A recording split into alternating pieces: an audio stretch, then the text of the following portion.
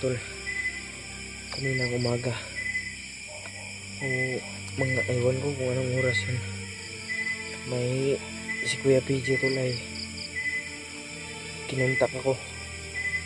Hindi ko nabasa yung ano niya kasi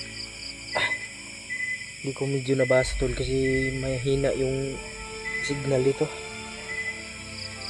At sinusundan niya daw yung direksyon ko at mas mabuti tol na ganun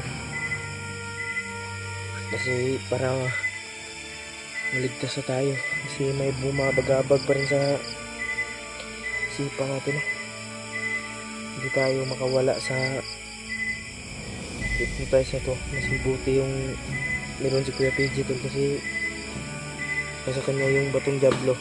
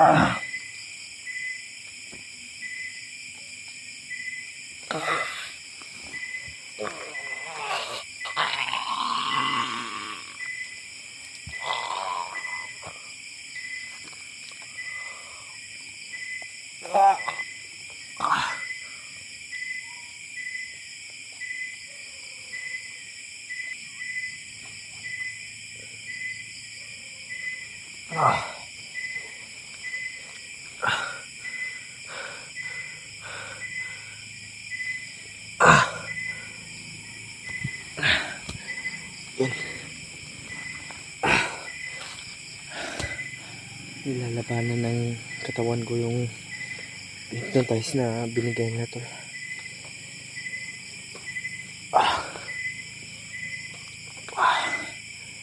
Iwan ko lang kung kakayanin ba. Tumitirik yung mata ko.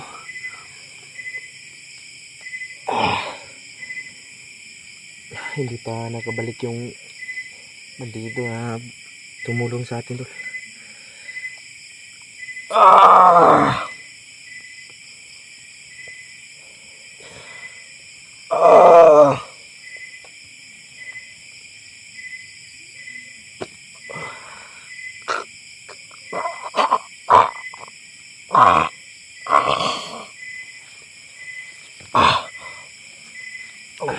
Masumbi naman siguro taan eh.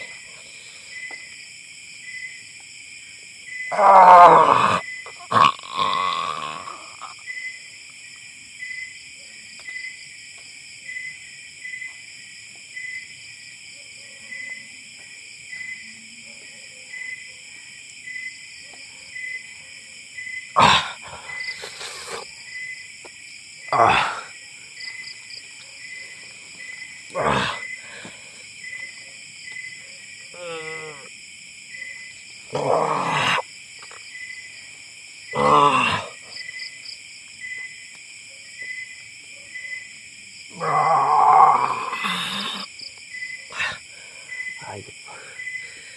Ang sakit ng ulo ko to.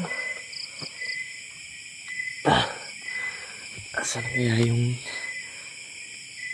bandido na yun?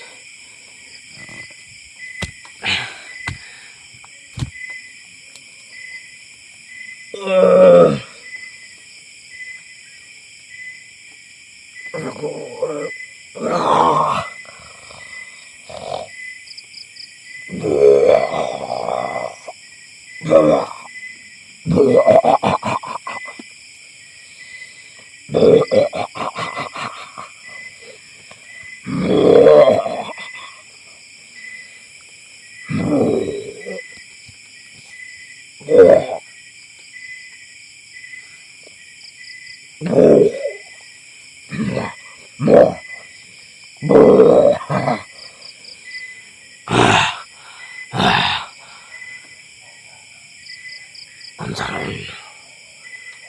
Asa ko.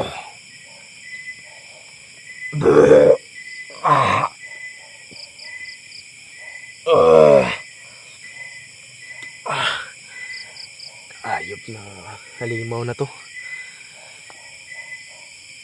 Na mga aso. Saan kaya yun? Banda. May mga asong tumatahol.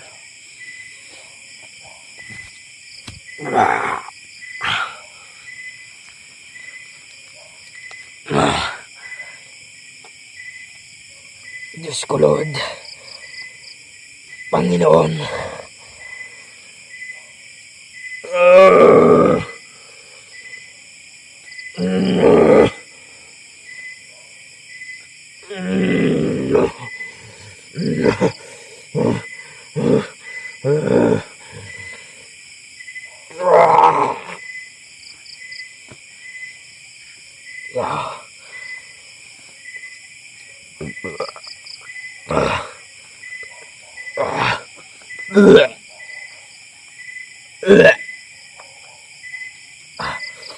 Pasintabi tol. Pasintabi. Sa lahat naman kumakain dyan.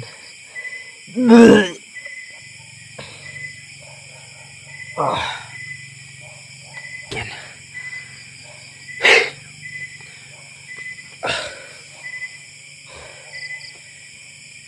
Kaninang ano tol. Kaninang umaga. Mga ewan ko kung anong oras yun. May si Kuya PJ tol ay kinuntak ako. Hindi ko nabasa yung ano niya kasi hindi ko medyo nabasa tol kasi mahina yung signal dito. Sinusundan niya daw yung direksyon ko. At mas mabuti tol na ganun. Kasi para maligtas na tayo kasi may bumabagabag pa rin sa isipan natin hindi tayo makawala sa hypnotize na to. Mas mabuti yung meron si Kuya PG tol kasi nasa kanya yung batong Diablo.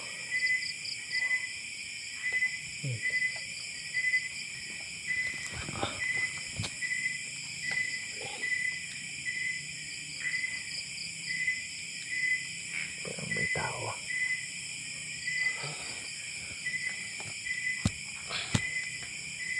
Nakontak po natin si Kuya PG kanina tol. At ang sabi niya susundan lang daw niya yung direksyon natin para makababa na kami at makapagpahinga at magamot yung bumabagabag sa utak ko. Sana nga lang tuloy masundan na tayo o makita ang ating si Kuya PG tol.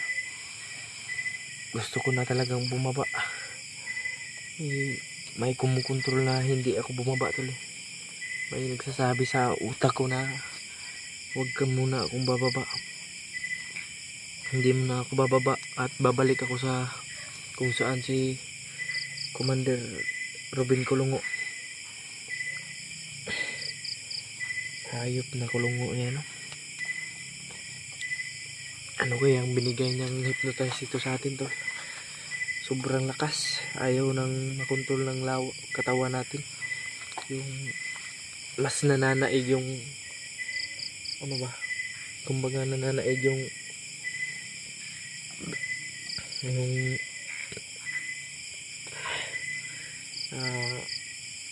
hypnotize at gawa na rin sa sobrang gutom, pagod at walang maayos sa tulog kaya nagkakaganito tayo yan yung kahinaan natin, yung kulang sa nutrisyon, walang sapat na pagkain o sapat na makain, sapat na tubig mainom at malinis. Lahat talaga tol.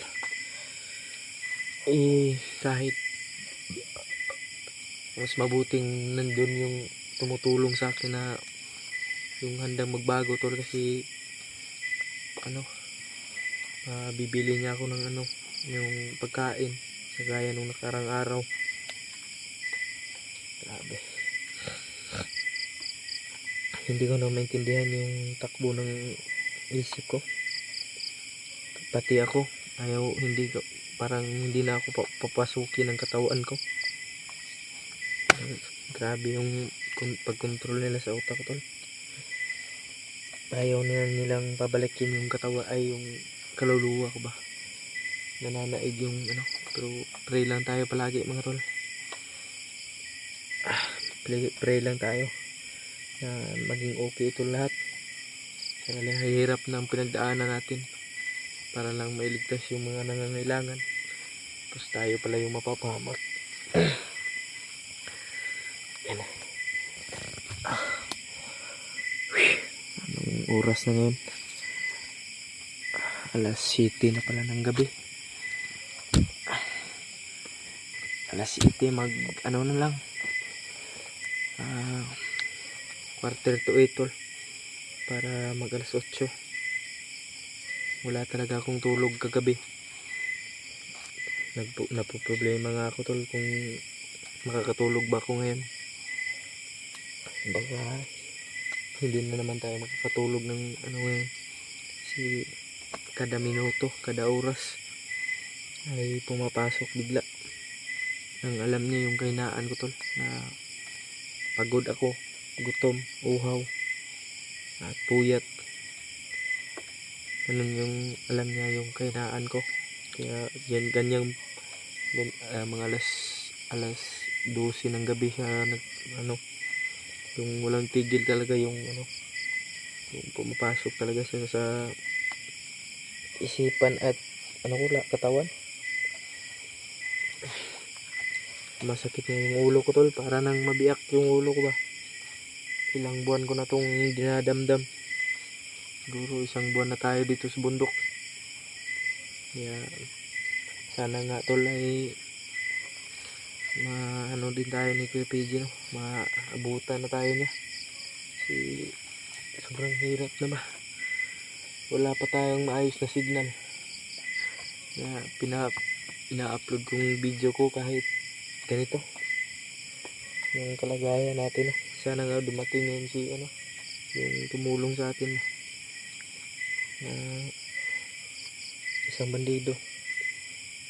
Nga lang tol, patawarin po tayo ng Panginoon sa lahat ng ating nagawa, lalong lalo na sa inyo, taga-subaybay natin.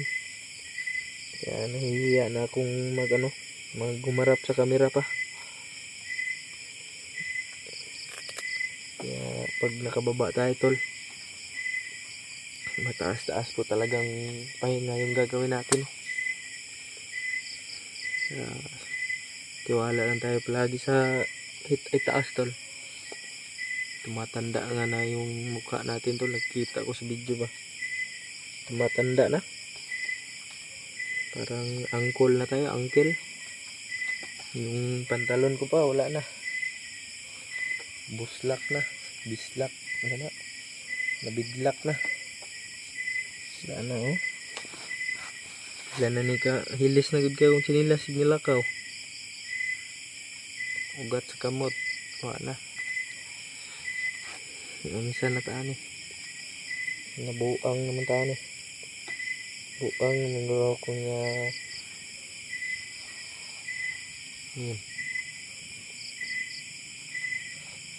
Nag-uusap pa,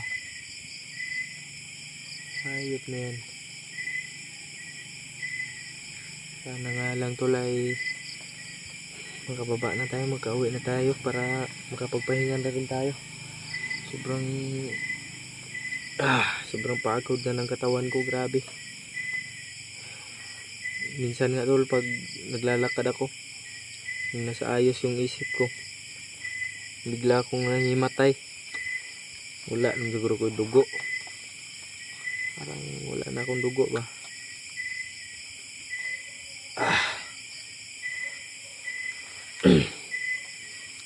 Shit. Diyos ko Lord.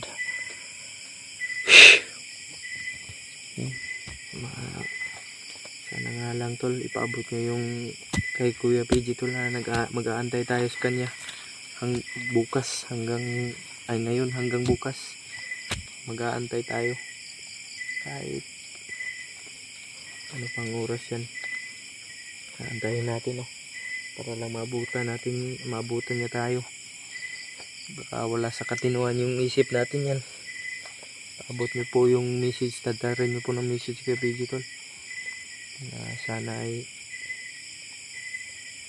mabilis yung maabutan niya ako ng maaga, kasi ipapaabot na naman yung kumukontrol sa utak ko ng yung itong mensahe na ito kay Kulungo.